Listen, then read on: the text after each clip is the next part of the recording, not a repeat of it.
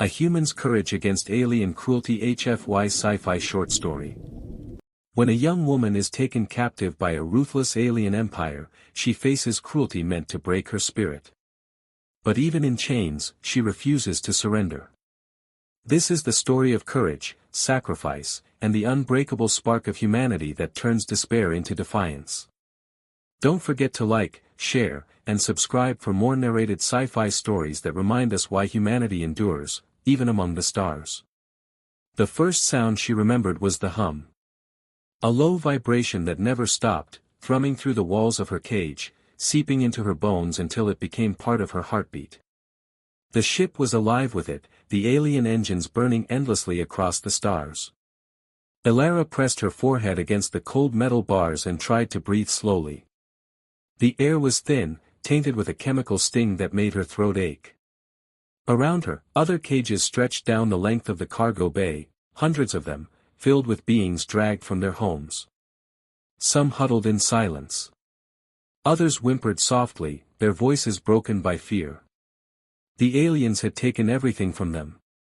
Elara had been a teacher once, on a colony that now existed only as ash. She could still see it if she closed her eyes, the children running through sunlit courtyards, their laughter echoing between white stone walls. She remembered her brother's voice, teasing her as he carried baskets of fruit from the market.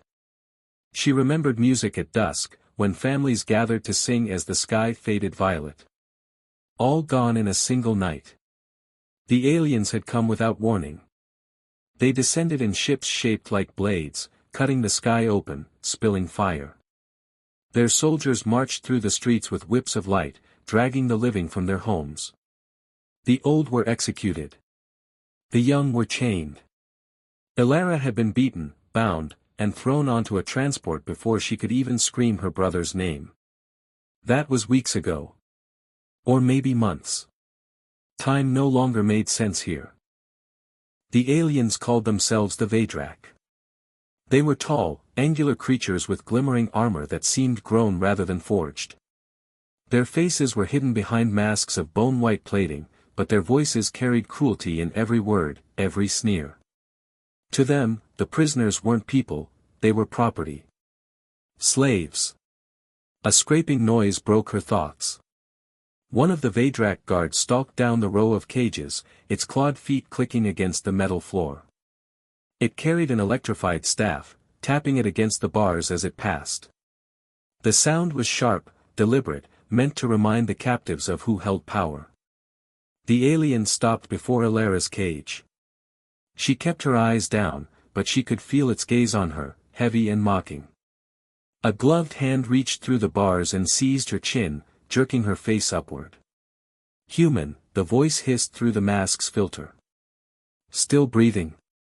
Elara clenched her teeth, refusing to answer. She had learned quickly that silence was safer. Words only invited cruelty.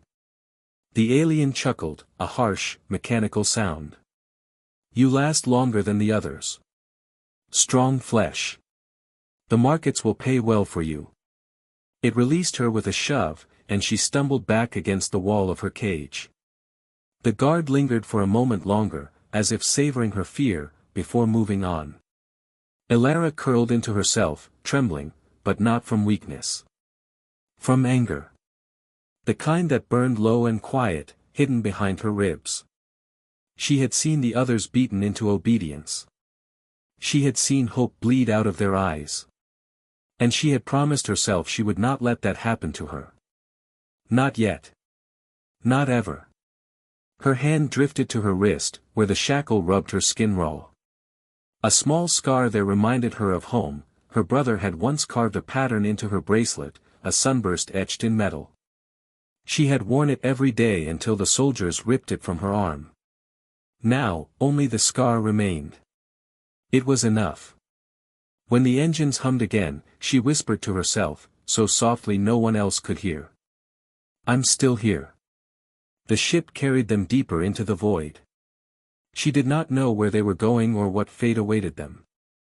But she knew this: the Vedrak could chain her body, starve her, beat her. They could not take her will. Not unless she let them. The ship descended with a thunderous shudder, and the hum that had haunted Alara's dreams finally fell silent.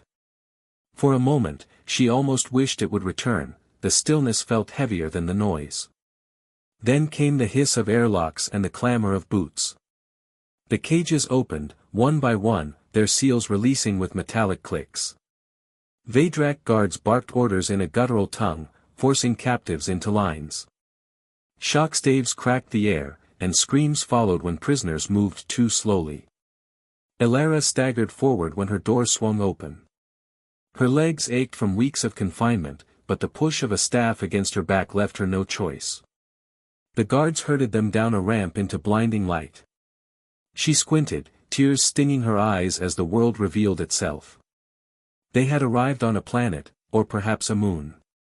The sky was a dull gray, a perpetual twilight, choked with clouds that swirled around jagged spires of stone. Massive structures jutted from the ground like black teeth, fortress-like and alien. At the heart of it all rose a citadel of obsidian metal, its towers twisting toward the heavens like claws trying to tear the sky apart. The air reeked of ash and iron. Alara stumbled on uneven ground, her bare feet scraping against black stone. All around her, the other captives shuffled forward, humans, yes, but also dozens of species she had never seen before. Creatures with feathered skin, translucent eyes, or curling horns. Some were little more than children. All wore the same expression, despair. They were marched into a courtyard before the citadel, a vast square lined with banners of bone-white fabric streaked with black symbols. At the far end, a raised platform loomed, draped in chains. The crowd of guards and overseers that awaited them was silent as the prisoners were forced to kneel. Silence that pressed like a weight on Alara's chest. Then a figure emerged. The Vedrak commander was taller than the others, his armor gleaming obsidian-edged with silver. His mask bore not one but 3 jagged ridges, marking rank. He carried no weapon, he didn't need one. His presence alone demanded obedience. "Welcome," his voice boomed through the translator implants forced into every captive. "You stand in the heart of Vedrak Dominion. Here, your lives belong to us. Your bodies will serve. Your spirits will break. This is the law of the strong."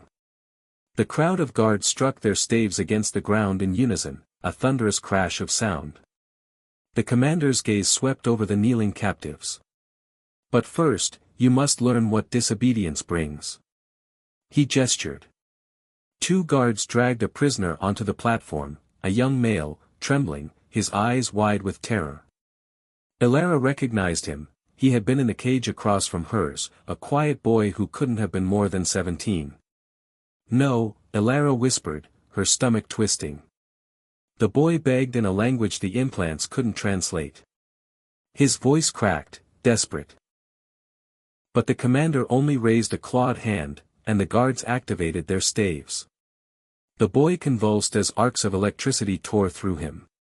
His screams echoed against the stone, raw and unending. The crowd of captives shrank back, but the guards forced them to watch. Alara bit down on her lip until she tasted blood. She wanted to look away, but she couldn't. Her nails dug into her palms, every instinct screaming to help, but she was powerless. Finally, the boy collapsed, smoke rising from his body. Still alive, but barely. The commander spoke again, his voice calm, almost mocking. "This is mercy. Mercy, because he will still serve, though his body is weaker. Defy us again, and mercy will not be given." He turned, his mask angled toward the rows of captives. "Obey, and you will live. Resist, and you will suffer." The guards released the boy onto the ground. He lay there, unmoving, until 2 others dragged him away. The silence that followed was suffocating. Alara's breath came ragged, her chest burning. Rage boiled inside her, hot enough to choke her, but she forced it down. She could do nothing here, not yet. To lash out would mean death, and death would serve no one. But she memorized the commander's voice. She memorized the rhythm of his words, the arrogance dripping from them. She memorized the faces of the guards who had laughed as the boy screamed. She would not forget. The captives were herded into barracks, long halls of stone filled with rows of iron bunks. Chains were fastened to their wrists, giving them only enough slack to move from bed to workstations. Guards patrolled constantly, their staves buzzing with lethal energy. The work began immediately. They were forced to haul blocks of stone, to dig through ash for minerals, to repair the fortress walls. The labor was endless, designed not to build but to break. Food was scarce, little more than tasteless gruel shoveled into bowls. Water was rationed. Ilara's muscles screamed with every movement. Her hands blistered, her feet bled, her body weakened, but her will endured. She learned to pace herself, to breathe through the pain, to keep moving when others collapsed. At night, she whispered words of comfort to the broken. She helped bandage wounds with scraps of cloth. She gave half her ration to those who could no longer lift their tools. And slowly, quietly, eyes began to turn toward her. Not with hope, not yet, but with something close to it. The guards noticed too. One in particular. He was larger than most, his armor scarred and dented from years of cruelty. He seemed to take special pleasure in tormenting the prisoners. He would strike without reason, drag captives into the courtyard and leave them bloody. And he had noticed Ilara. One evening, as the captives were chained in their bunks, he stopped before her. His mask tilted, studying her in silence. Then he spoke, his voice low and menacing. "You resist, human. Not with fists, but here." He tapped his claw against his mask where eyes would be. "I see it. You think you are strong." Ilara stared back, her throat tight. She said nothing. The guard chuckled, leaning closer. "I will enjoy breaking you." He walked away, leaving her heart pounding, her breath shallow. But even as fear twisted in her chest, another thought burned brighter. They had seen her courage. They had felt it. And that meant they feared it. The days bled into one another, each the same as the last. Work. Pain. Hunger. Darkness. The Vedrak designed it that way. To strip away time, to make life feel endless and meaningless, until even memory surrendered. But Ilara clung to memory. She clung to the sound of children laughing in the courtyards of her colony. She clung to her brother's teasing voice, her mother's hands weaving baskets. She whispered their names to herself when no one could hear, keeping them alive inside her. One night, as the captives returned from labor, Ilara noticed something. A woman, frail, her skin a pale gray unlike any human's, collapsed on the stone floor. She could not rise. A guard barked an order. When she didn't move, he struck her with the butt of his staff. The crack of bone echoed through the barracks. The woman cried out but couldn't stand. The guard raised the staff again. Ilara moved before she could stop herself. "Stop!" Her voice rang out, sharper than she intended. The barracks fell silent. Every prisoner froze, their eyes snapping to her. Even the guards paused in shock. The one with the scarred armor, the one who had promised to break her, turned slowly. The mask tilted, and she knew he was smiling beneath it.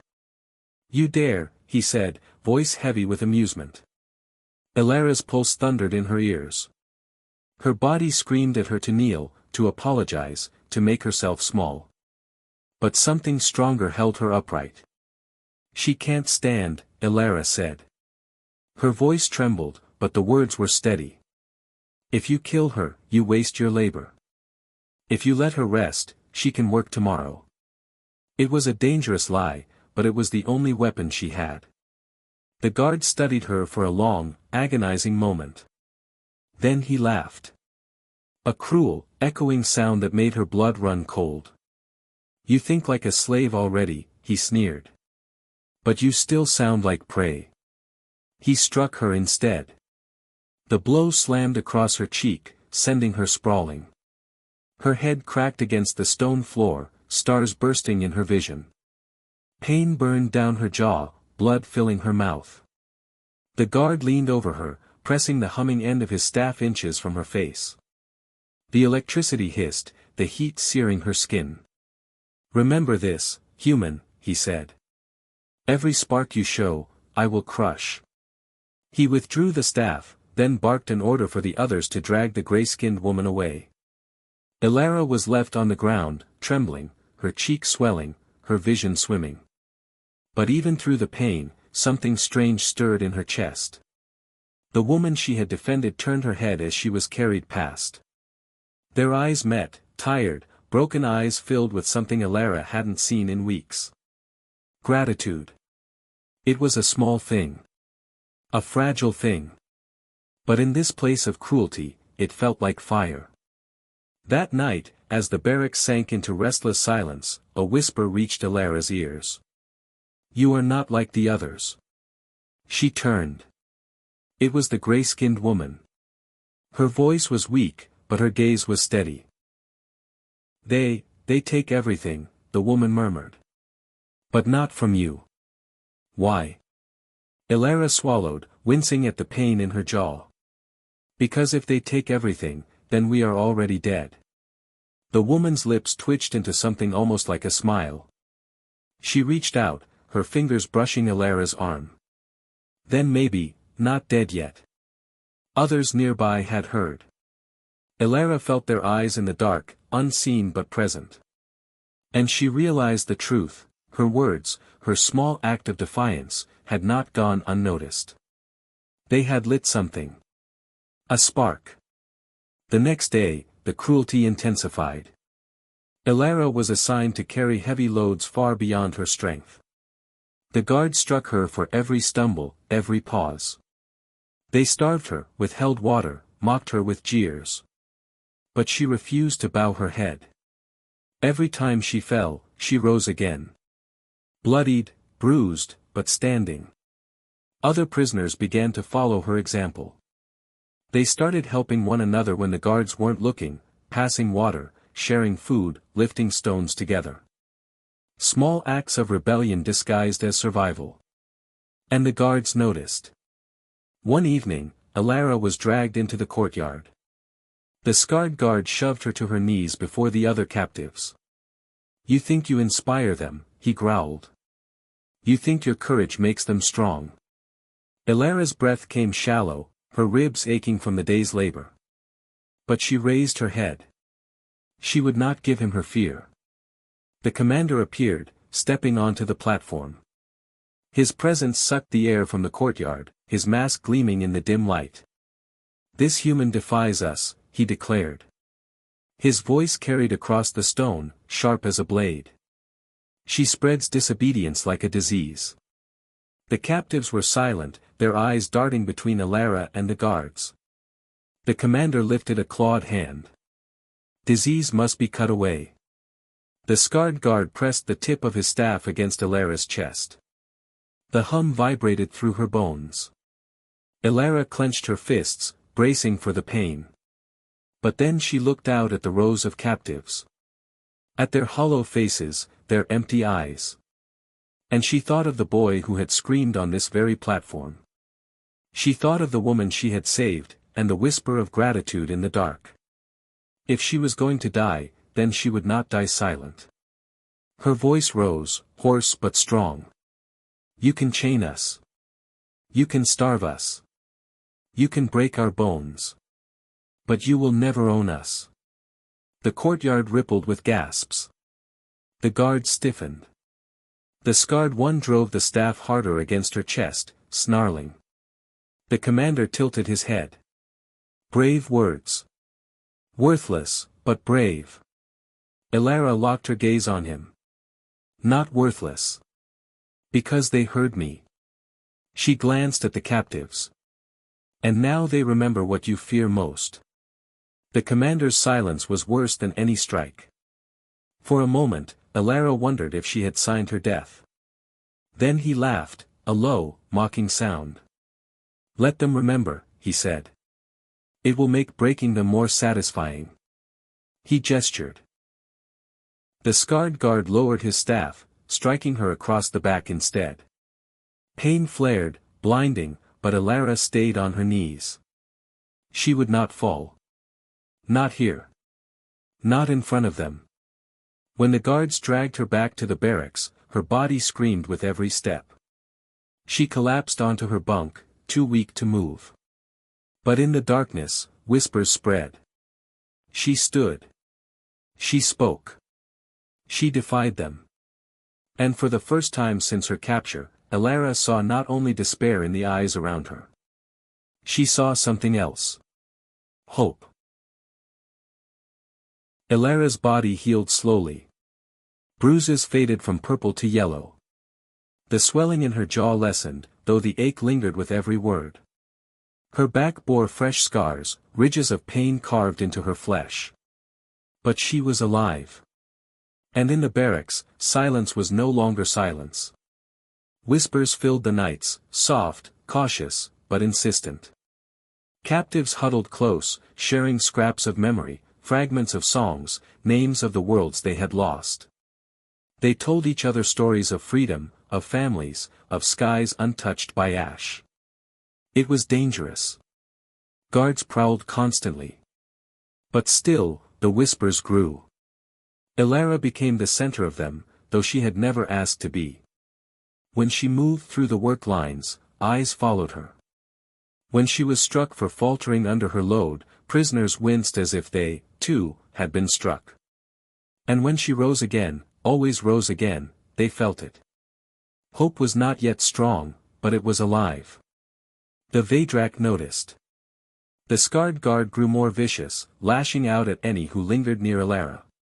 Prisoners were punished simply for glancing at her. One evening, 2 men who had helped her carry a stone were dragged into the courtyard and beaten bloody before everyone's eyes. The message was clear: her defiance came at a cost. Alara's heart twisted with guilt as she watched them suffer. But when they were thrown back into the barracks, broken and bleeding, one of them lifted his head. His eyes found hers. And he smiled. Not a wide smile. Not joyful. But enough. Worth it, he whispered through cracked lips. The words burned brighter in her than any torch. Days stretched into weeks. The cruelty deepened. The commander ordered rations cut, forcing hunger into gnawing agony. Work doubled. Guards prowled with sharper eyes, waiting for the slightest excuse to inflict pain. But still, small acts of rebellion spread. A drink of water passed hand to hand. A fallen captive lifted to their feet. A chain deliberately tangled to slow the labor lines. And every act tied back to Alara, even if she never spoke. One night, as rain pelted the stone roof, the gray-skinned woman from before, her name, Alara had learned, was Sail, sat beside her. Sail's voice was faint, but steady. "They fear you," she said. Alara shook her head. "They don't fear me. They fear us. They know if we stand together, they cannot control us." Sail studied her with hollow eyes that now flickered with something brighter. "You speak like a leader." "I'm not," Alara said quickly. "I'm just, surviving." But even as she said it, she felt the truth pressing in on her. Survival was no longer enough. The breaking point came on a morning colder than the rest.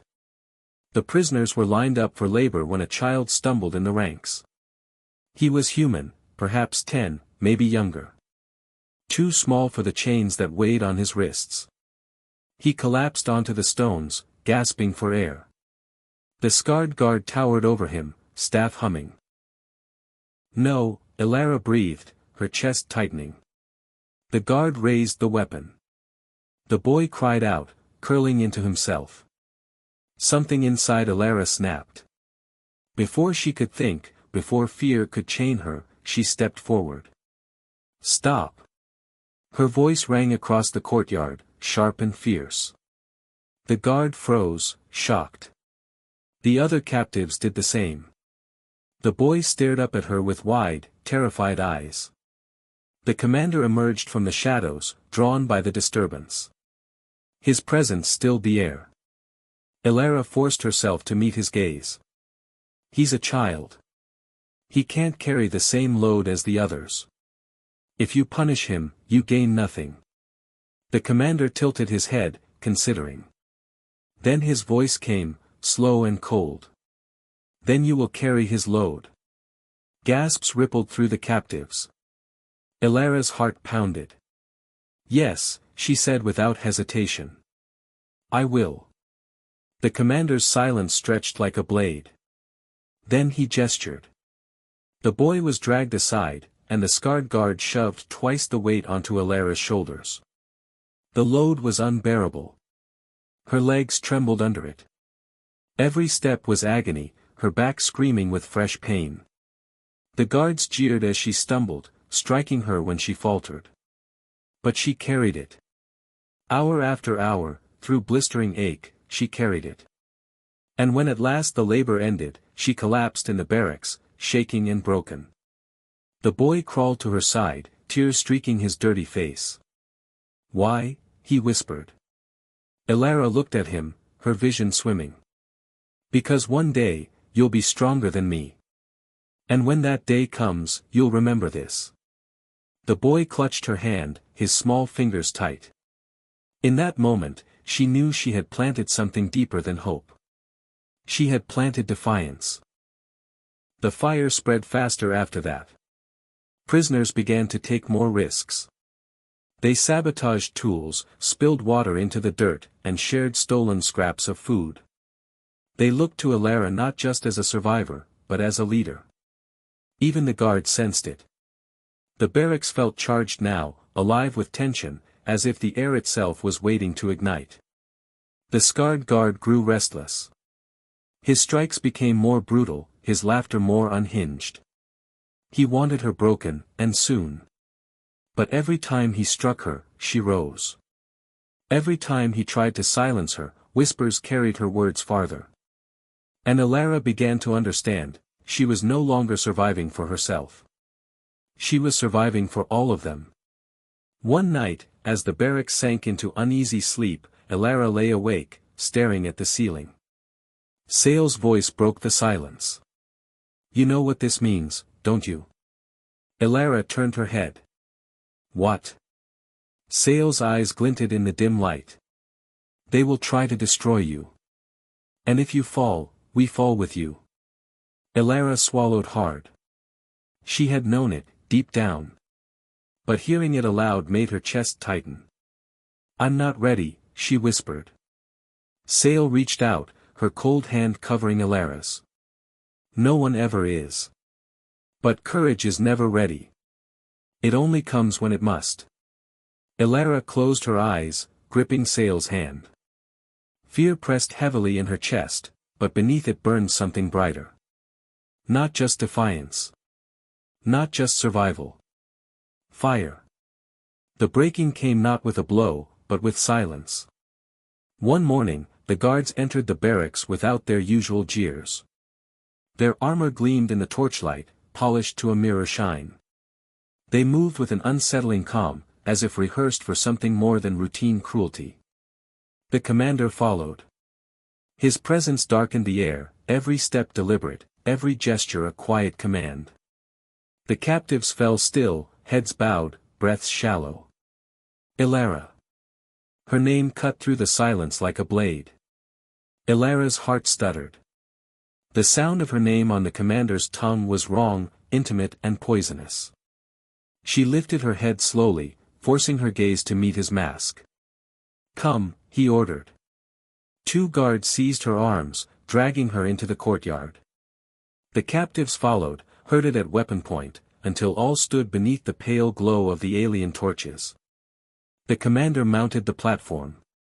His voice carried across the stones, deep and sharp. Among you hides a sickness. A human who believes she is more than she is. Who dares to speak when silence is survival? Who dares to resist when obedience is her only purpose? Every eye turned to Elara. She stood in the center of the courtyard, her arms bound, her body aching from weeks of punishment. She believes she can inspire you, the commander continued. She believes she can give you hope. Today, I will show you the truth.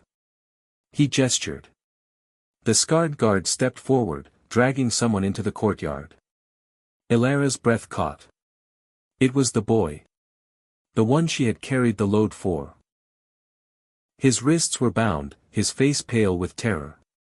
He stumbled as the guard shoved him to his knees beside her. No, Ilara whispered, her blood turning to ice. The commander's gaze never left her. You would sacrifice yourself for others. Admirable.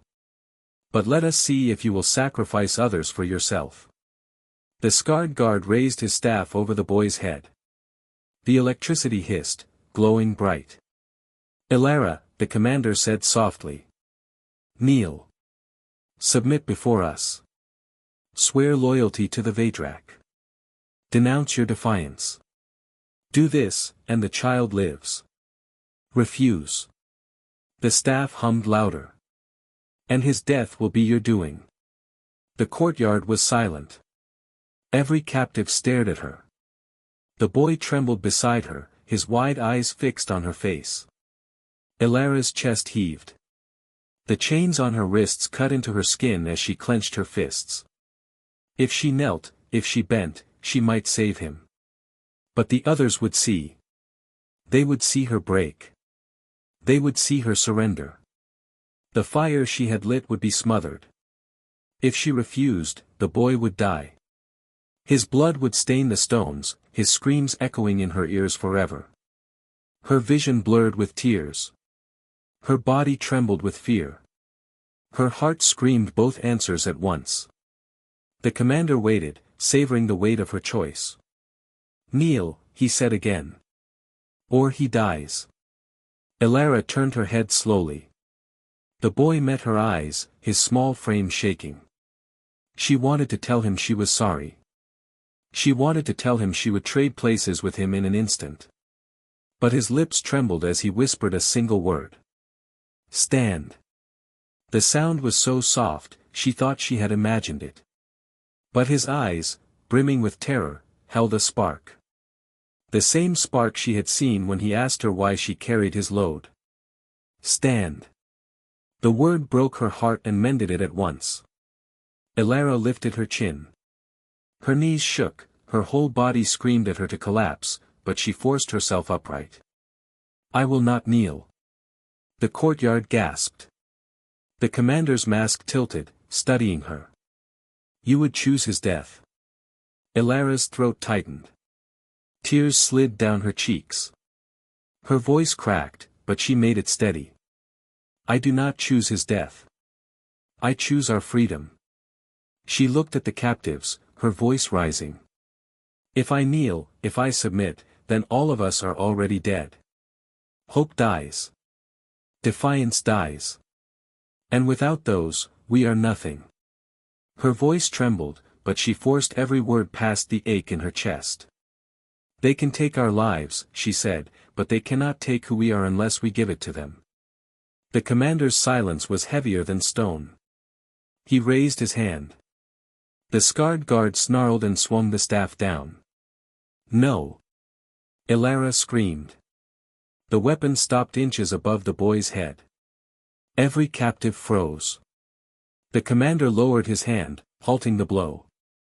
His voice was calm, almost amused. Interesting, he murmured. You would let him die, yet he still looks to you. You are dangerous, human. More dangerous than I imagined. He gestured, and the boy was dragged back into the crowd. Alive. Shaken, but alive.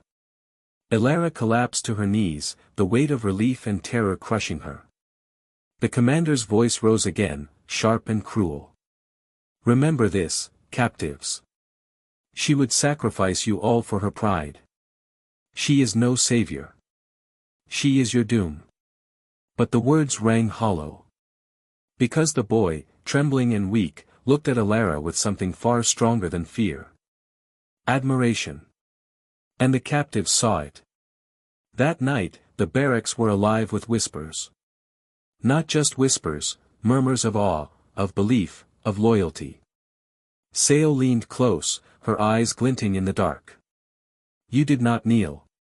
You did not break. Even when they gave you the chance. Elara buried her face in her hands. He almost died. I almost let him die. Sale's hand gripped hers. No. You showed us all that freedom is worth more than chains. Even he knew it. That is why he told you to stand. Elara's chest ached with guilt, but beneath it, the fire burned brighter. The Vedrak had tried to crush her. Instead, they had made her stronger. And now, she understood something terrifying and beautiful. She was no longer just surviving. She was leading. The days that followed were different. The barracks no longer felt like a graveyard. It breathed. It pulsed. Beneath the quiet shuffle of chains and the hum of alien engines, there was something alive now, something dangerous. The boy's whisper, that single word, stand, had spread like wildfire. Every captive knew it. Every captive repeated it when the guards were gone. Stand. It was no longer just Elara's defiance. It was theirs. Elara saw it in their eyes when they marched to the quarries, when they bent their backs under impossible loads. There was still fear, there always would be, but it was sharpened by something harder. Determination. The guards noticed. Their strikes became harsher, their patrols more frequent. But the captives endured. And for the first time, endurance didn't feel like surrender. It felt like preparation. At night, whispers turned into plans. Sale was the first to speak the word that none had dared before. Escape. The others fell silent, glancing toward the guards outside the barracks. Even saying it seemed like a crime. They'll kill us all, one captive murmured. They'll burn us alive before we take 2 steps. They already kill us, Sale hissed. Every day, every hour, with their chains and their hunger. Better to die fighting than to die rotting. The boy, his name was Kieran, Elara learned, sat beside her, his small hands clenched. I'll fight too. Elara looked at him, at the bruises still fading on his arms. You're too young. I'm old enough to carry chains, he whispered back. Then I'm old enough to break them. The word struck Elara like a blow. She looked around the dim barracks, at the hollow faces lit by faint torchlight, at the scars carved into every wrist and back. And she knew there was no turning back. If they stayed, they would die piece by piece. If they tried to escape, they might die faster, but maybe, just maybe, they would live free. Her voice was steady when she spoke. We'll need a plan. The plan grew slowly, in fragments whispered between work shifts and stolen glances. The quarries gave them stones, heavy, sharp, and plentiful. The guards didn't care if a prisoner stumbled carrying one. And so, here and there, a captive tucked a fragment away, hidden beneath rags or buried in the dirt until the time came. The kitchens gave scraps, tools too small to notice, bones honed to points, rusted spoons bent into crude blades. And Elara gave words. She didn't think of herself as a leader, but the captives looked to her all the same. She told them the truth, that many would die. That they might fail. But that every lash, every chain, every stolen life was already death. Better to choose our end, she whispered one night, than let them write it for us. Eyes hardened with resolve. The uprising was no longer a dream. It was a promise. But promises carried weight. And the Vedrak were not blind. The scarred guard grew restless. He struck at prisoners for no reason, tearing through the lines as if searching for something. His gaze lingered too long on Elara, suspicion burning behind his mask. One night, as the barracks settled into uneasy sleep, the commander himself stepped into the shadows. His presence froze every breath. He looked at Elara. She could feel it even through his mask, sharp, cutting, dissecting her. You believe yourself strong, he said, voice low. But strength is an illusion. It burns quickly. It leaves only ashes. He leaned close, his words dripping venom. And when you fall, your fire will consume all who follow you. Then he turned and left, leaving silence heavy as stone. Elara lay awake long after, staring into the dark. Fear pressed against her ribs, whispering that he was right, that her defiance would doom them all. But then she felt a small hand slip into hers. Kieran. His eyes were closed, his breath shallow with sleep, but his fingers clung to her as if he knew her thoughts. And Elara realized the truth. It was no longer about her. The fire belonged to all of them now. The first act of rebellion came quietly. A guard's water ration spoiled overnight. He drank, choked, and collapsed, his armor clattering as other Vedrak dragged him away. The captives never spoke of it, but their eyes met in the quarries with the faintest glimmer of triumph. The second act came bolder. A chain slipped during labor, crashing into a guard's leg. His scream echoed across the courtyard as he was carried off for treatment. The scarred guard punished the prisoners brutally, but still, the whisper spread. Stand. And then came the third. During rations, Sail deliberately dropped her bowl, shattering it across the stones. When the scarred guard moved to strike her, 3 others stepped between them. He beat them bloody, but the act was done. They were no longer breaking alone. Elara felt it building, day by day. The air itself seemed to tremble with it, a storm waiting for lightning. Every whisper, every act of defiance, every bruise carried with pride instead of shame, it was all leading to something inevitable. And she knew, deep in her bones, that when the moment came, it would be bloody. One night, she gathered those she trusted most, Sail, Kieran, the 2 men who had once smiled through their broken teeth after helping her. They huddled in the shadows of the barracks. It has to be soon, Sail whispered. The guards grow restless. They know something. Elara nodded. We strike when they least expect it. During transport, during labor, anywhere we can take them by surprise. Her eyes met Kieran's. Not you. You stay hidden. He glared at her, fire burning in his young face. I'm not hiding. You are the future, Elara said softly. If we fall, someone has to carry the fire. For once, he had no answer. The night before the uprising, sleep did not come. The barracks buzzed with tension, hearts beating like war drums. Elara lay awake, staring at the ceiling, listening to the rain pound against the stone. She thought of her brother. Of her students. Of laughter and light swallowed by fire. She thought of the cage that had nearly broken her. And she thought of the word that had carried them here. Stand. Tomorrow, they would. No matter the cost. It began with thunder. Not from the sky, no, the storm was already spent, but from the clash of stone against steel. The quarries had always been a place of silence, the scrape of shovels, the grunt of strained bodies, the occasional crack of a whip. But today, the air shivered with something different. Every captive felt it. Every guard sensed it. The storm had arrived. Elara bent beneath the weight of another stone, her muscles screaming, her breath ragged. Around her, the others staggered in their chains, sweat slicking their faces, eyes darting toward one another. Waiting. The scarred guard stalked the line, his staff crackling in the pale light. He was more brutal than ever now, his suspicion sharpened to cruelty. His gaze lingered on Elara, as though he could feel the fire smoldering in her chest. He had no idea how close it was to burning him alive. The signal came not from her, but from Sail. A stumble, deliberate, her stone slipping from her hands. It crashed against the guard's foot with a bone-crunching thud.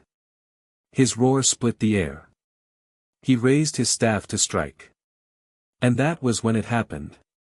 A prisoner further down the line hurled his stone with all his strength. It smashed into another guard's helmet with a sickening crack. The alien staggered, stunned. The quarry erupted. Elara swung her own stone, slamming it into the scarred guard's arm.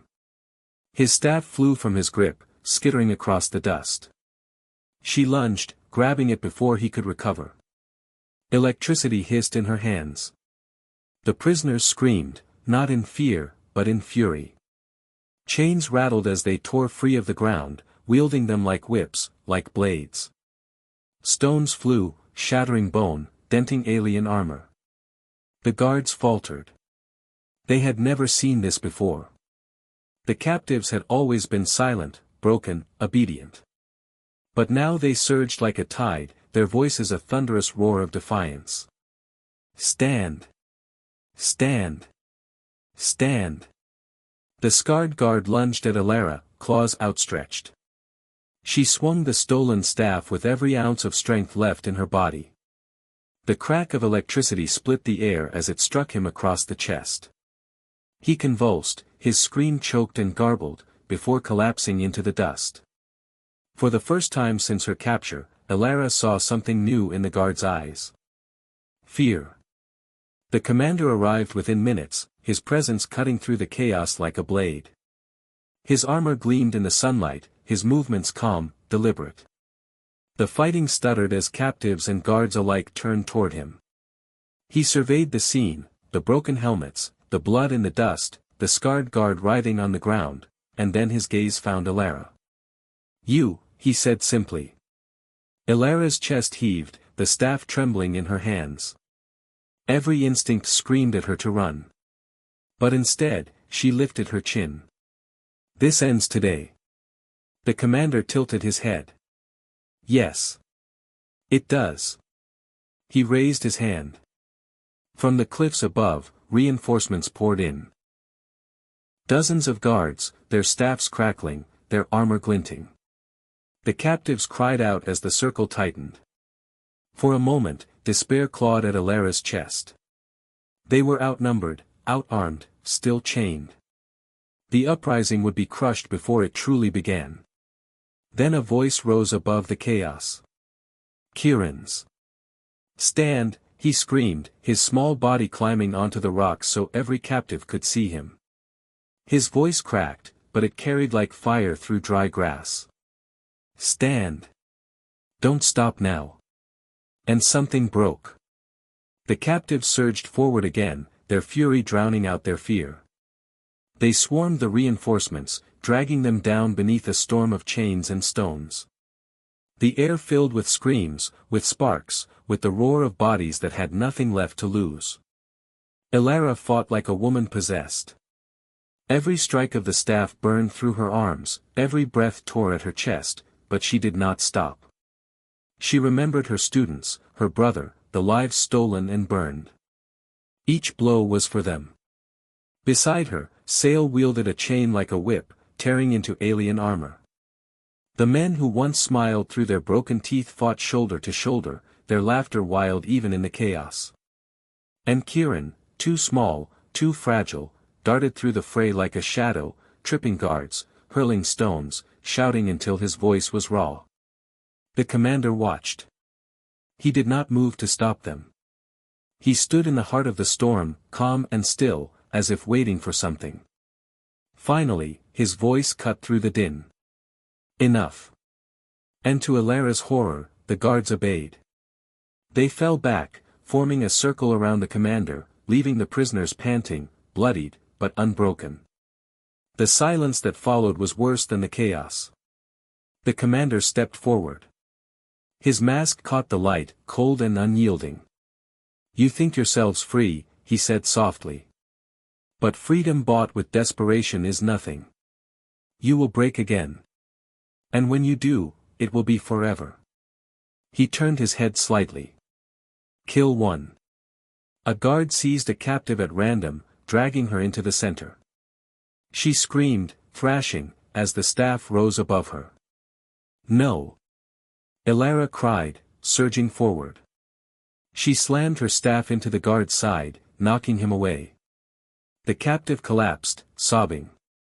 Elara stood over her, chest heaving, eyes locked on the commander. "If you want blood," she said, her voice shaking, "take mine." The captives gasped. The commander tilted his head. For a long moment, he was silent. Then, slowly, he lowered his hand. "Very well," he murmured. The guards withdrew. The commander's gaze lingered on Alara a moment longer before he turned, leading his soldiers away. The uprising was not crushed. But it was not won either.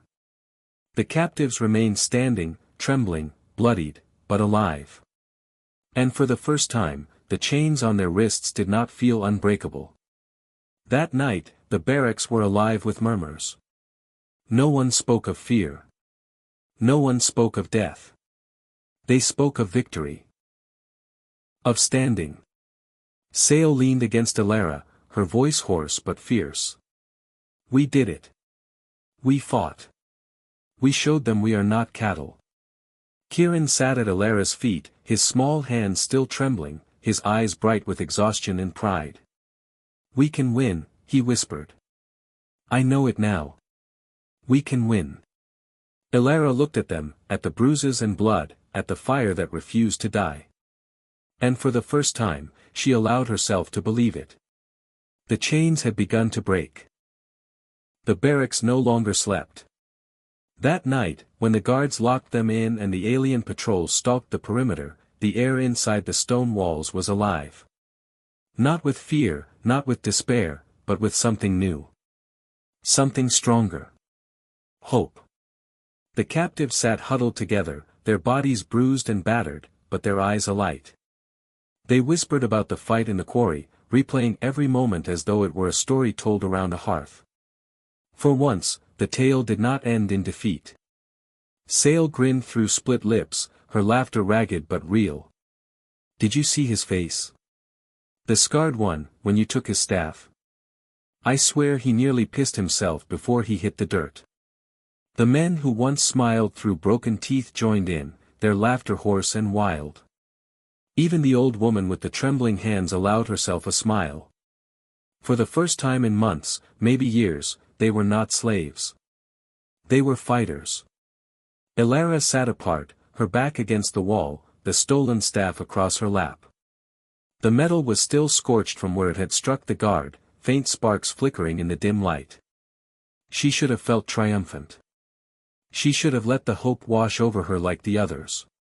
But instead, unease gnawed at her chest. The commander.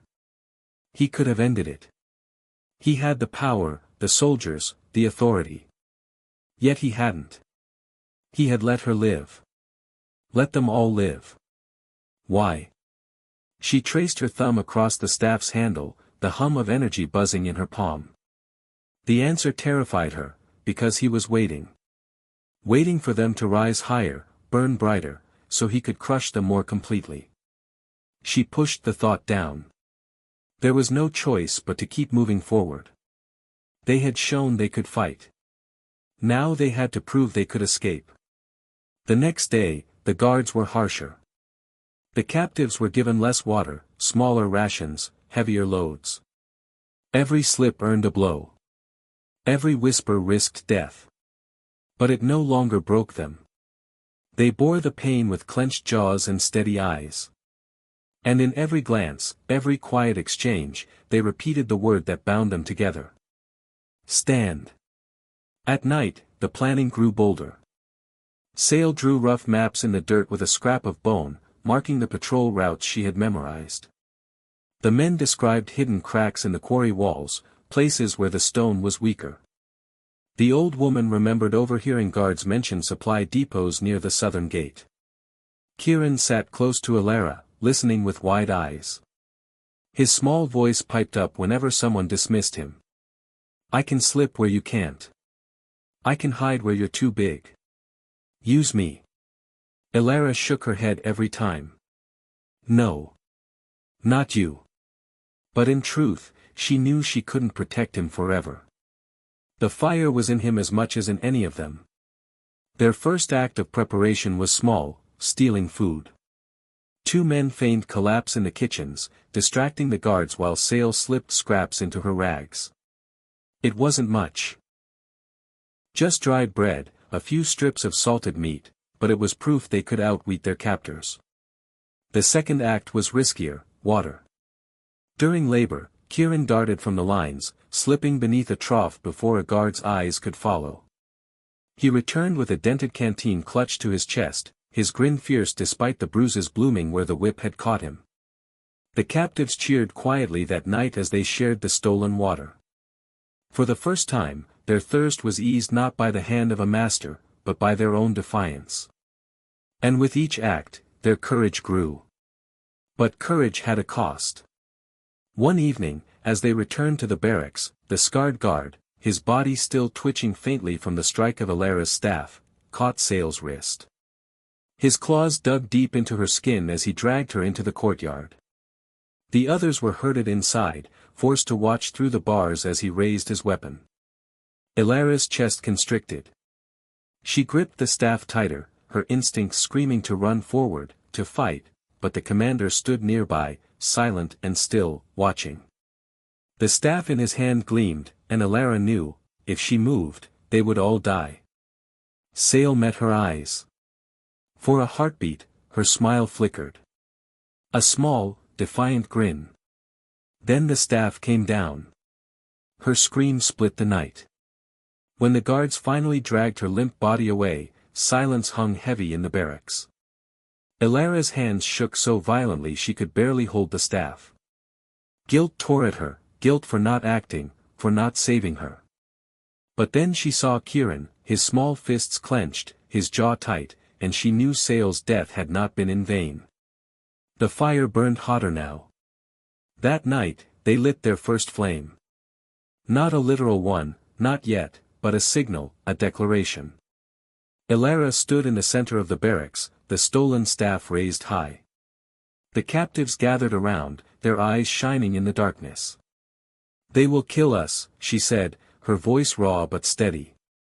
"They will starve us, beat us, burn us. But tonight, we choose to fight. Not tomorrow, not in whispers, but soon.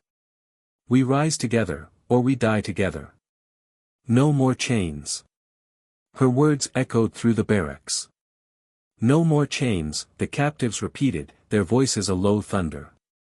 Kieran climbed onto a bench, his small form silhouetted in the torchlight. His voice cracked, but it rang louder than them all. "No more cages. No more chains." The chant spread, growing louder, fiercer, until it shook the very walls. The guards outside shouted for silence, but none obeyed. For the first time, the night belonged not to the Vedrak. It belonged to them. The uprising had begun in blood. Now, it would burn in fire. The morning after Sale's death, the quarry was silent. Not the silence of obedience. Not the silence of broken spirits. But the silence of sharpened knives hidden beneath cloaks. The guards sensed it, they barked louder, struck harder, but the captives bore it without breaking. Something had changed. Alara moved through the day with her jaw clenched, her eyes hard. The scarred guard watched her with open hatred, but he no longer dared to step too close. His arm still twitched where she had struck him with the staff, a reminder that she was not as powerless as he believed. But Alara knew hatred was not enough. Courage was not enough. If they wanted to survive, they needed a plan. That night, the barracks became more than a prison. It became a war room. The captives gathered close, their whispers weaving a web of possibility. Alara stood in the center, the staff laid across her knees, listening as they spoke. "We strike the kitchens first," one man said. "The guards there are fewer. We can take food, knives." "No," another interrupted. "The southern gate. It's weaker. Less guarded at night. I've seen the shifts." Kieran's small voice piped up from the corner. "The watchtowers. They have alarms. If they call for help, we're dead before we reach the gate." Silence fell. Every idea was a risk. Every choice meant lives lost. Alara closed her eyes, remembering Sale's grin, the way she had whispered stand even as she bled. Sale had died because Elara hadn't moved fast enough. She wouldn't make that mistake again. She opened her eyes. "We need 3 things," she said, her voice steady. "Food, weapons, and silence. Without those, we don't live long enough to reach the gate." Heads nodded, eyes sharp with agreement. The food came first. 2 prisoners volunteered, brothers who had once been farmers before the war took their land. They knew how to carry weight without showing strain, how to hide more than their hands revealed. During labor the next day, they slipped scraps into their rags, burying them beneath dust and sweat. By nightfall, they returned with enough dried rations to feed a dozen for several days. It wasn't much, but it was a start. The weapons came second. The quarry was full of stone and iron shards, discarded tools and broken chains. The captives collected them piece by piece, hiding them beneath loose floorboards in the barracks. A jagged stone became a blade. A snapped chain became a whip. A sharpened tool became a spear. But the true prize was the staff. Elara spent hours studying it, running her fingers along the seams, listening to the hum of energy within. It was alien, alive in a way human machines were not. She didn't fully understand it, but she knew how to make it burn. And burn it would. The silence was hardest of all. Guards prowled constantly, their ears tuned to whispers, their eyes sharp for defiance. One wrong word, one careless glance, and the plan would die before it began. But the captives had grown clever. They spoke in fragments, weaving plans into ordinary conversation. A mention of water meant a meeting at the trough. A word about stones meant supplies hidden in the quarry. The guards heard nothing but despair. They never realized the storm was gathering. Kieran became their runner. Small, quick, and often overlooked, he darted between groups, carrying scraps of information like embers from one fire to another. His eyes shone with fierce pride every time he returned, his voice low with excitement. "They trust me," he whispered to Elara one night. "They think I'm harmless." "You're not harmless," she said softly, brushing dirt from his hair. "You're braver than any of us." He grinned, wide and bright, and for a moment she saw not the prisoner he had become but the child he still was. It made her chest ache. She would get him out. No matter the cost. Days bled into weeks. The plan grew sharper, clearer. On the night of the next storm, when the thunder drowned sound and the rain veiled sight, they would strike. The brothers would lead with the food. The men with broken teeth would wield the chains. Elara would carry the staff. And Kieran would run. The thought of sending him into danger twisted her gut, but there was no avoiding it. Only he was small enough to slip through the cracks, to climb the narrow gaps in the gate structure. He would carry the spark that opened the way. "Are you ready?" she asked him one night. His eyes were steady, older than a boy's should ever be. "I was ready the day they took my sister." Elara's throat tightened, but she nodded. The storm came sooner than expected. Dark clouds gathered on the horizon, lightning tearing through the sky. The guards grumbled, drawing their cloaks tighter, their vigilance dulled by the downpour. Elara felt the tension in the barracks, the way every captive sat stiff, their hands clenched, their breath held. This was it. She rose slowly, the staff in her hands, its hum masked by thunder. "It's time," she whispered. The fire in the night had burned long enough. Now, it was time to break free. The storm tore across the skies like a wounded beast. Lightning split the heavens, jagged veins of white fire flashing against the black. Thunder rolled over the compound, shaking the walls, rattling chains. Rain fell in sheets, heavy and relentless, drowning the world in its roar. For the first time in months, maybe years, the guards looked uneasy. Their armor gleamed slick with water, their movements clumsy as the storm blurred their vision and muffled their orders. It was the perfect moment. Inside the barracks, the captives rose. Elara stood at their head, the staff gripped tight in her hands. Its hum resonated through her bones, a low growl beneath the thunder. Around her, faces once hollow with despair now burned with fierce resolve. Kieran slipped to her side, his small frame trembling, but his eyes steady. "Ready?" she asked. He nodded, his jaw clenched. "Ready." She pressed her forehead briefly to his, whispering words only he could hear. "Run fast.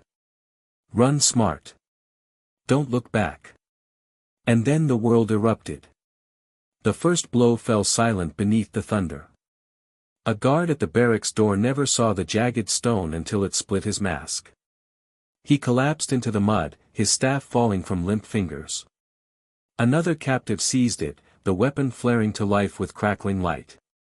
"Go!" Ilara shouted. The barracks burst open. Prisoners poured into the storm, their chains now whips, their stones now blades. The guards scrambled to respond, their orders drowned by thunder, their eyes blinded by the rain. Ilara charged forward, the staff raised high. It roared with energy, striking the ground and sending sparks leaping through the water. 2 guards fell screaming, their armor shorting out in the flood. The captives surged behind her, a tide of fury and desperation. Kieran darted through the chaos, his small body slipping between legs, beneath fallen beams. He clutched a stolen dagger tight, though he prayed he would never have to use it. His goal was the gate, the cracks in the southern wall where stone met steel, where rain seeped through and rust gnawed at the hinges. The place only he could reach. The guards rallied. Blades of light cut through the storm, searing arcs that burned through flesh and stone alike. Screams tore the air as captives fell, their courage met with fire.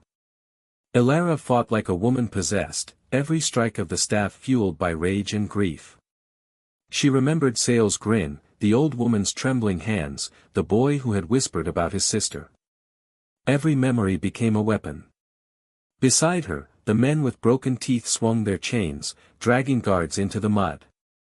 The farmers fought with jagged stones, their blows clumsy but driven by desperation.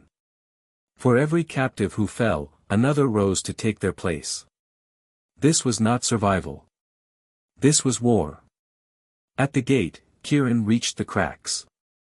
His fingers slipped on the wet stone, his breath ragged, but he climbed. Higher, higher, until the wall scraped his knees and tore his palms. At the top, he pressed the dagger into the weak seam where rust spread like veins. He drove it in, again and again, ignoring the sting of blood and the crack of thunder. The gate shuddered. But it did not break. Tears mixed with rain on his face. He struck harder, his small voice breaking into a scream. "Open! Open, damn you!" The scarred guard appeared. He moved through the storm like a predator, his eyes burning through the mask, his weapon raised. He had waited for this moment, waited for them to rise, so he could break them. His gaze locked on Ilara. Their eyes met across the chaos, lightning flashing between them. And then he came. The clash was brutal. His strikes were fast, precise, fueled by years of cruelty. Ilara blocked with the staff, sparks erupting as their weapons met. The impact rattled her bones, drove her to her knees, but she rose again, teeth bared. "You should have stayed broken," he snarled. She spat blood. "You should have killed me when you had the chance." Their battle raged in the storm, every strike echoing like thunder. Captives and guards clashed around them, but in that moment, the world narrowed to 2, one scarred by hate, the other scarred by loss. At the gate, Kieran gave one last scream and drove the dagger deep. The hinge cracked. Metal groaned. And with a sound louder than thunder, the gate broke. The storm rushed in, carrying freedom with it. "Kieran!" Ilara shouted, even as the scarred guard's weapon struck her shoulder, searing flesh. The boy looked back, rain in his eyes, and nodded. The way was open. Now, they had to survive long enough to take it. The gate groaned wide, a jagged wound in the compound's walls, spilling rain and lightning into the yard. For one heartbeat, the captives froze, stunned by the sight of their chance at freedom. Then chaos swallowed them whole. Guards roared commands, their voices distorted by the storm. Energy whips cracked through the air, searing prisoners where they stood. The mud ran red as bodies fell, and yet still the captives surged forward, eyes blazing, chains swinging like scythes. Elara fought in the heart of it, her staff clashing with the scarred guard's weapon in a furious rhythm that shook her arms to the bone. Sparks burst with every strike, thunder punctuating each blow. She tasted blood, iron, and rain mixing on her tongue, but she did not yield.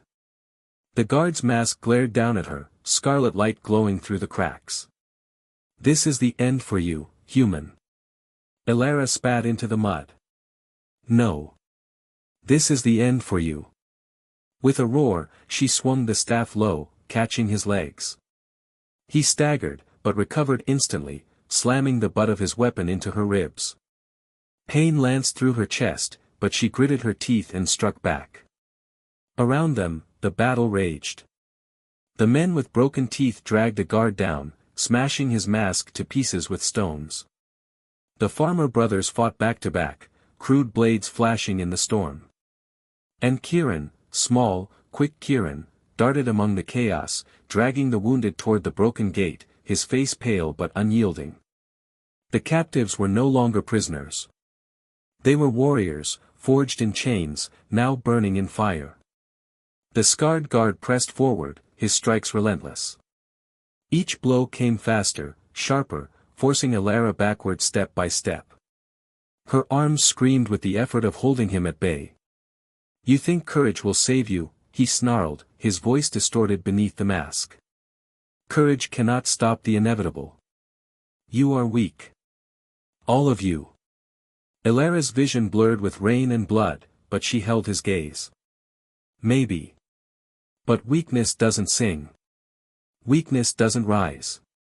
She twisted suddenly, driving the staff into the mud. A burst of energy ripped through the ground, water exploding upward in a blinding spray. The guard reeled back, blinded for a moment. It was all she needed. With a scream, Elara swung the staff wide. It caught the edge of his mask, shattering it in a spray of shards. For the first time, she saw his face. A lattice of scars cut deep across alien flesh, one eye milky white, the other burning with hate. His lips twisted in a snarl as he staggered, half-blind, clutching at the ruins of his mask.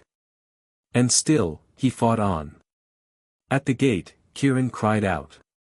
A bolt of energy had struck the wall near him, stone exploding. He clung to the edge, blood streaking down his arm, his small body trembling with effort. "Help him," someone shouted. But everyone was fighting. Everyone was bleeding. Elara's heart lurched, but she couldn't turn. The scarred guard pressed in, his blade of light inches from her throat. She could feel the heat searing her skin. It was then that one of the broken-toothed men barreled forward, chain wrapped around his arm. With a roar, he swung it across the guard's chest, pulling him back just long enough for Elara to breathe. "Go," the man shouted at her. "The boy needs you." Elara hesitated, just for a heartbeat.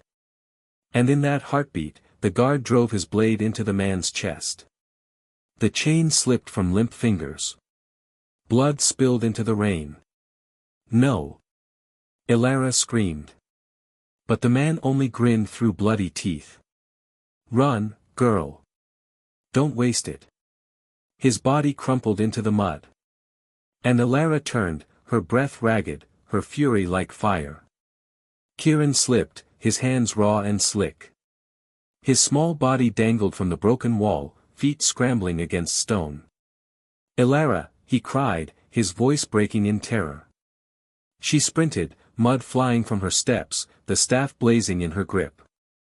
Behind her, the scarred guard gave chase, his broken mask glowing faintly with crimson light. "Climb, Kieran," she shouted. "I can't." "Yes, you can." She reached him just as his grip failed. With a lunge, she caught his wrist, hauling him up against her chest. He clung to her desperately, sobbing, his tiny frame shaking. "I've got you," she whispered fiercely. "I'll never let them take you. Never." Behind her, the guard roared, raising his weapon. Elara turned, staff sparking with fury, her body shielding Kieran. The storm crashed above them, and the yard burned in fire and blood. The captives were still fighting, still dying. The farmers were down to one, his brother had fallen.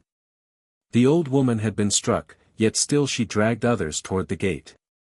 Bodies littered the mud, human and alien alike, each death fueling the other's rage.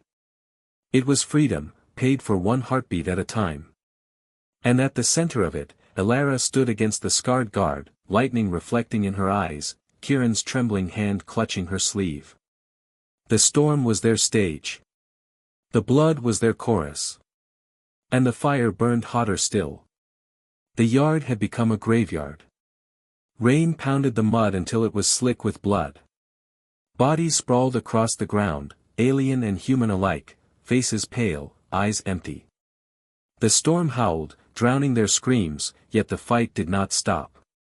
The living still clawed against death, against chains, against fate itself. And at the center of it stood Elara, her staff glowing white-hot, Kieran pressed to her side. The scarred guard loomed before her, his ruined mask hissing with sparks, his one good eye burning. His weapon hummed in the storm, each swing slicing through air heavy with rain. "You will not leave this place alive," he growled. "Not you. Not the boy. Not any of you." Elara's chest heaved, her body shaking with exhaustion. Every muscle ached, her ribs screamed where his blows had landed, but her grip on the staff did not falter. She pulled Kieran behind her, planting her feet in the mud. "Maybe not," she rasped. "But even if I fall, you'll never forget this night. You'll never forget that humans fought you in the storm." And with a roar, she lunged. Their weapons clashed again and again, sparks exploding in the rain. The guard pressed hard, his strikes calculated, merciless. Elara fought with desperation, her movements fueled by memory and rage, her brother's laughter, the old woman's trembling hands, Sale's grin. Every blow was a promise.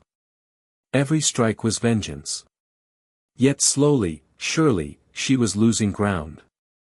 Her arms trembled, her vision blurred. The staff grew heavier with each swing. The guard was too strong, too precise. And then his blade struck true. It slashed across her side, searing flesh, driving the air from her lungs. She staggered, staff slipping from her grip. Pain flared white-hot, blinding her. Kieran screamed. "Elara!" The guard raised his weapon high, ready to end it. But before the blade could fall, a figure hurled itself into the strike. The second broken-toothed brother. The blade tore through him, a crackling flash of light. He collapsed in Elara's arms, blood pouring from the wound. His lips curled in a defiant grin, even as his life bled away. "Not today," he whispered. "Not her." And then he was gone. Elara choked on a sob, clutching his lifeless body, rage and grief twisting inside her. The guard sneered. "Another wasted life. Another fool who dies for nothing." Elara's head snapped up, eyes blazing. Her voice was raw, jagged. "He didn't die for nothing. He died so we could live." She seized the fallen man's chain, wrapping it around her arm. The guard raised his weapon again, but this time, when their weapons met, she held her ground.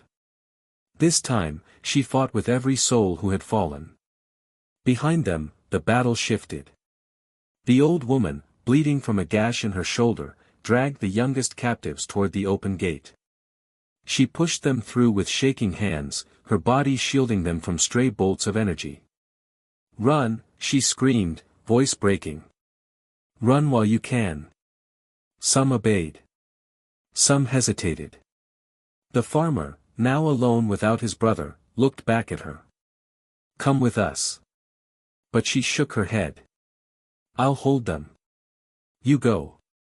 And then she turned, facing the charging guards with nothing but a jagged stone in her hand.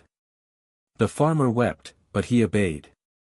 He took the younger ones and ran into the storm. The old woman's cry of defiance echoed across the yard until it was drowned by silence. Elara saw it all, every sacrifice, every fall. Her chest burned with grief, but she did not falter. Her chain lashed out, striking the scarred guard across his scarred face.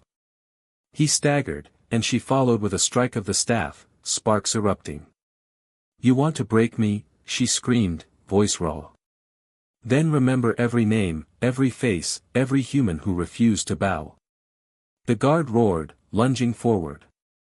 Their weapons locked, rain pouring over their straining forms. It was not skill that kept her standing now. It was fury. It was love. It was a sacrifice. Kieran clutched her arm. "Elara, we have to go. Please." She met his gaze, her heart breaking at the terror in his eyes.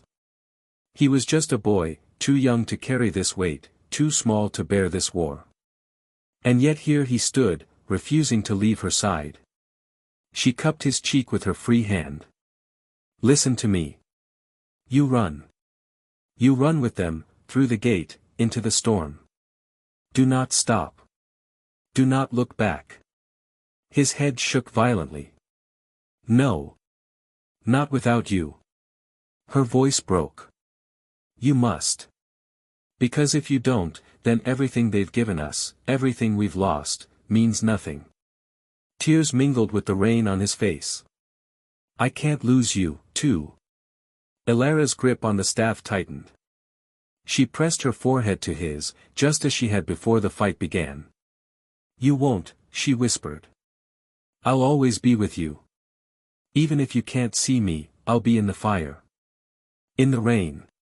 In your courage." The scarred guard snarled, pulling back for a killing strike. Elara shoved Kieran toward the gate. "Run." And the boy, sobbing, obeyed. The scarred guard lunged. His blade slashed, sparks flying as Elara caught it with the staff. The impact drove her to her knees, her strength nearly gone. But in her eyes, he saw no fear. Only defiance. "You'll never chain us again," she whispered. And with a final cry, she twisted the chain around his arm and pulled with all her strength. Lightning struck above them, white fire splitting the sky. The yard burned in blood and fire. And Elara fought on, alone. The storm howled, swallowing screams and fire alike. Lightning split the sky, throwing jagged shadows across the compound. The walls were broken, the yard slick with blood, and yet the battle still burned. Kieran ran. Tears blurred his vision as he stumbled through mud, his small legs barely carrying him fast enough.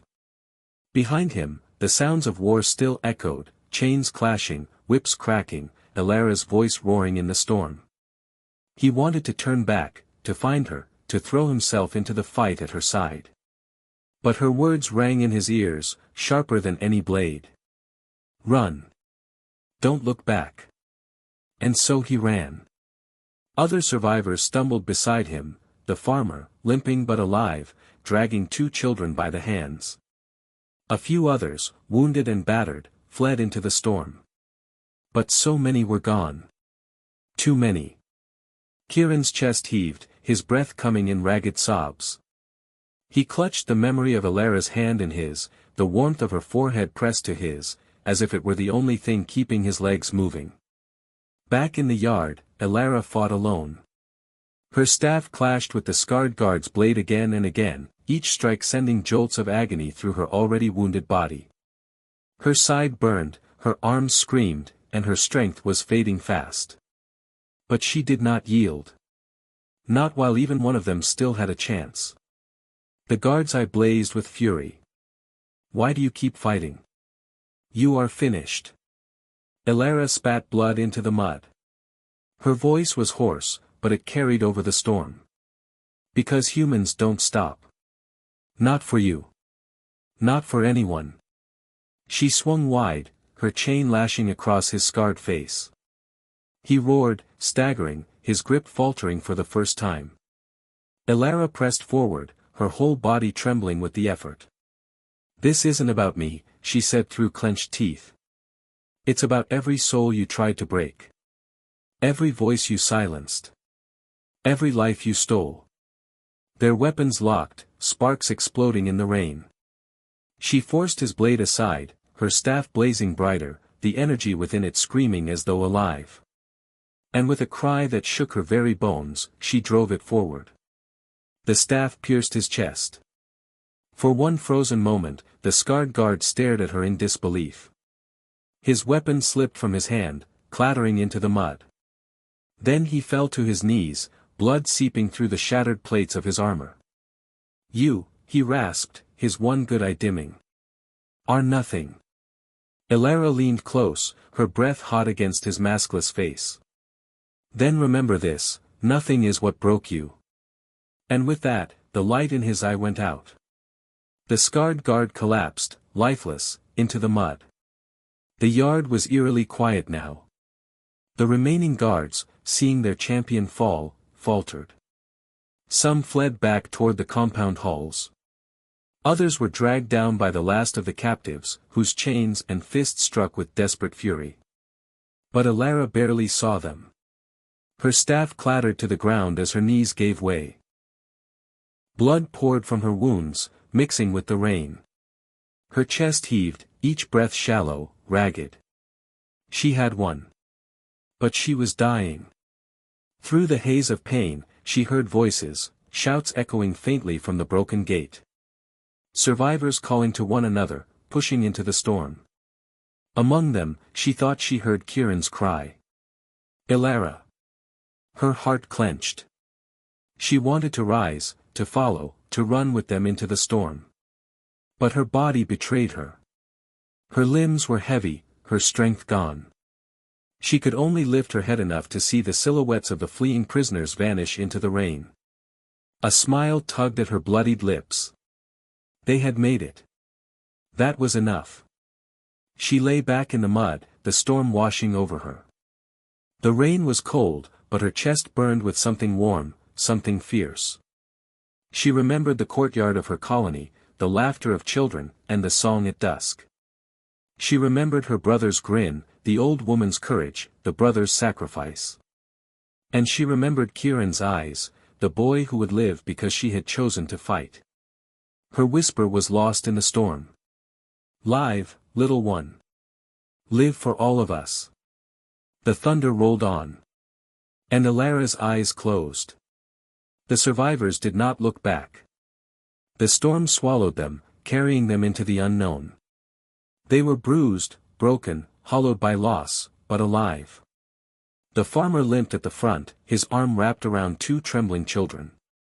Kieran ran beside him, his small fists clenched, his face streaked with tears and rain. Every step hurt. Every step was heavy with grief. But they did not stop. They carried Elara's fire with them, her defiance, her sacrifice, her unyielding will. And though the night was dark, though the universe was cruel, they carried with them something the Vedrak could never crush. Hope. Weeks later, among distant stars, whispers began to spread. Whispers of a rebellion, of slaves who had risen against their masters in the middle of a storm. Of a woman who had stood alone, staff blazing, against the cruelest of the Vedrak. Some said she still lived, carried away by the storm, waiting for the day she would rise again. Others said she died there in the mud, but her spirit lived on in every human who dared to fight back. It did not matter which was true. What mattered was the story. Because stories are stronger than chains. And this story, the story of Elara, who stood against cruelty, spread like fire. Across colonies, across ships, across the stars. Until one day, when the Vedrak came again, they found not silence and obedience. But fire is waiting for them.